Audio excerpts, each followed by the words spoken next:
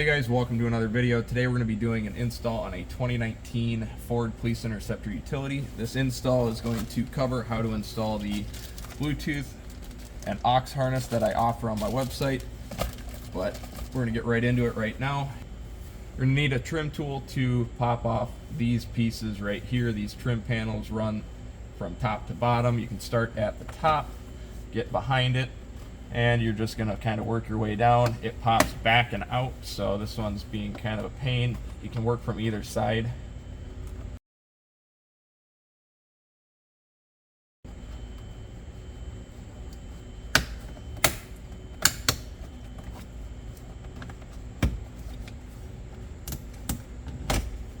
One panel. Just set it aside for now. Popping these off takes a little bit of time. Don't rush anything. You don't want to break the plastic trim pieces. They're not exactly cheap. As far as buying them, they're not necessarily made with the best quality, but they do work. There we go. And that one's out. So you can see there's a trim piece that clips in right up top. This trim tab, these lock in, and this bottom piece. But again, you can set that off to the side. These may stay in the actual console. You're going to want to pop those out. So using this trim tool, you can pop these out of the center console. And these go back in your trim panels. So on this one, it slides in right here.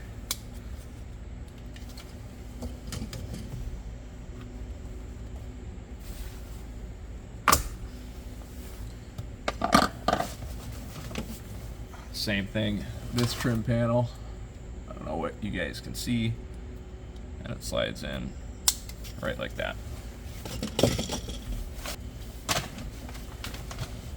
Next, remove the 4 7mm bolts on the center stack here. You'll see them, they're black.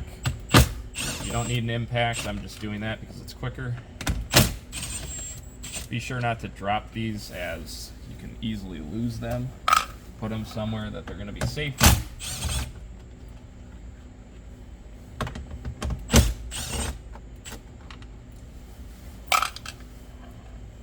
Seven of them, or 7mm, 4 of them. And then you can pull straight back on this display cover and it's going to come right out. As I say that, it doesn't come out.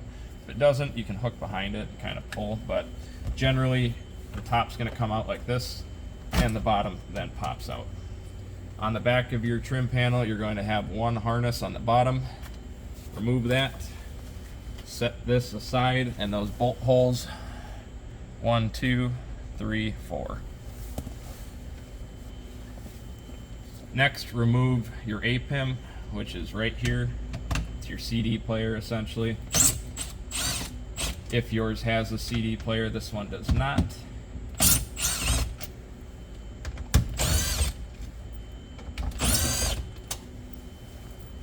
Those are the same 4 bolts, so you can change those between your center cover, your display cover, or this module here. And this is going to pop out. On the back of it, you're going to plug into this harness right here.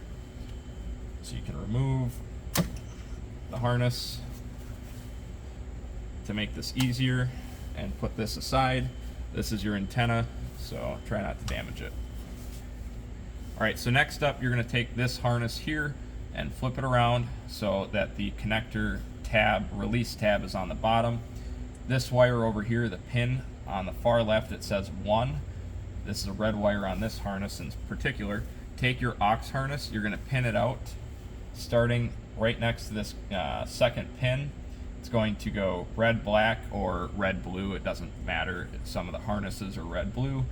And then you're going to go white, and then yellow on the third pin, and directly below towards the release tab, below the yellow goes the black or blue, depending on what your harness is. So I like to do 3 together and put them in at the same time to make it hard on myself. I don't know why. You can bend it out of the way a little bit just to give yourself some working room.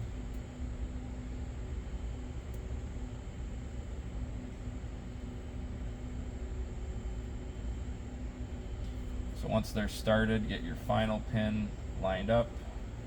And if you put these in wrong and they lock in, it is very difficult to get them out without breaking them. So be sure that you are putting them in the right pin holes prior to doing it. It may help to have a small needle nose plier, which I'm going to go grab. Once all pins are inserted and you're sure that you've got it pinned out correctly according to the diagram that is available on my website, push those pins into their slots until they lock down. You'll hear them clip. I use a little pick to help guide them in. You don't want to nick the wire, but you do want to make sure you get full contact on every one of these pins.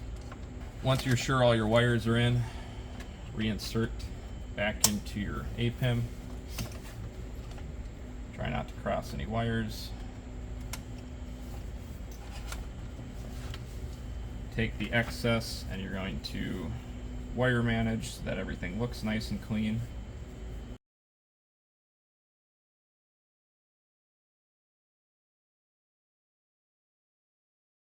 Next step to verify this works, if you're not doing a Bluetooth install, you're going to enter your computer and go to FORScan and follow the procedure on FORScan to get this set up. And with FORScan hooked into the car, you're going to want to turn it to run but not on. All these features are going to turn on in the car, so if you plug the HVAC panel back in, you'll have control over them. So I'm just going to do that so I can temporarily control what's going on here. Shut off the radio, shut off the blower.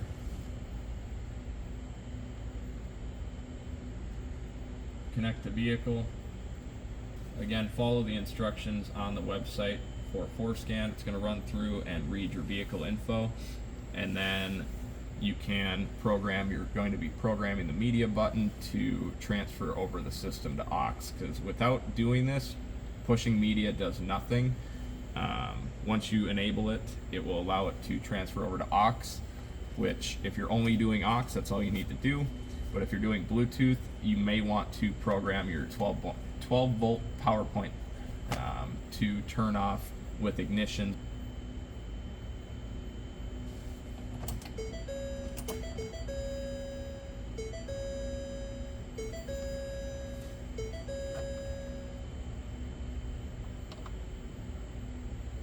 For the testing process, hit your media button. If it switches over from radio to media, which will say line in active, I've plugged in the Bluetooth connected to my phone, verified that everything works, that there's no static or any audio problems, which means it is pinned correctly. I'm now going to complete the install and kill all power to the vehicle. In FORScan, I did set the PowerPoint timeout to 1 second, so that when you shut the vehicle off, it will shut the power sources off so that the Bluetooth disconnects from your phone and you can exit the vehicle without having to shut off Bluetooth on your phone or anything like that. So now I'm going to wire manage this and make it so everything's clean and tidied up for the customer, and then route it out down here. And the Bluetooth module here just plugs into the aux cord here and a power source, which is USB. But all that gets tidied up. I'm going to undo this little bread tie and get everything done the proper way. But again, this can be mounted anywhere. Generally I go right about here, but I'll put that on after getting all the trim panels back together. So we'll go ahead and first and foremost start off by zip tying the harness.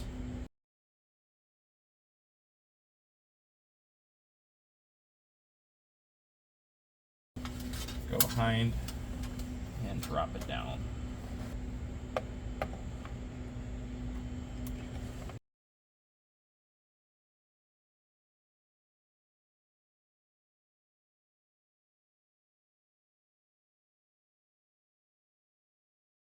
Oftentimes you may be missing some of these bolts. If anything, just do one in the top corner, one in the bottom corner. Don't do both up top.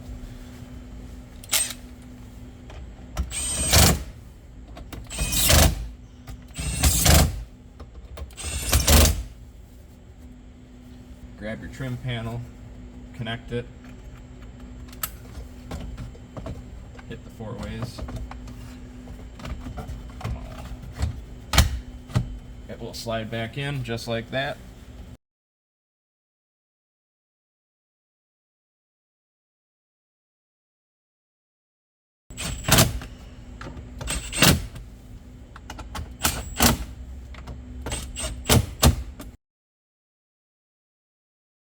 And work your way from the bottom up to the top, and it just clips in like that. Everything's back to factory. It will start up and go directly to Bluetooth,